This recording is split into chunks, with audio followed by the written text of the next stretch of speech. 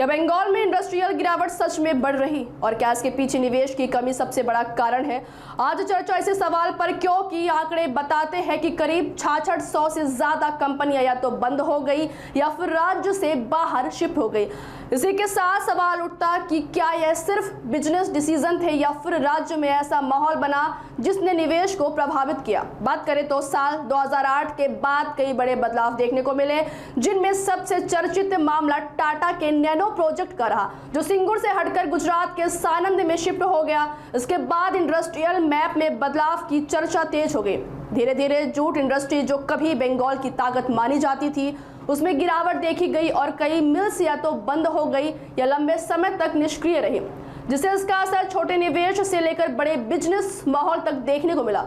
वह इंजीनियरिंग और manufacturing sector में भी कई यूनिट्स या तो बंद हो गई या दूसरे राज्यों में शिफ्ट हो गई। अब बड़ा सवाल यही कि क्या यह पूरी तरह कंपनियों के फैसलों का नतीजा है या फिर पॉलिसी, इंफ्रास्ट्रक्चर और निवेश के माहौल में आए बदलावों का असर है। जानकारों का मानना है कि यह किसी एक कारण की कहानी नहीं, बल्कि कई फैक्टर मिलकर इस बदलाव की वजह बने। अब सवाल यही कि क्या बंगाल आने वाले समय में फिर से निवेश का बड़ा केंद्र बन पाएगा या फिर इंडस्ट्रियल ग्रोथ का फोकस पूरी तरह दूसरे राज्यों की तरफ शिफ्ट हो चुका है।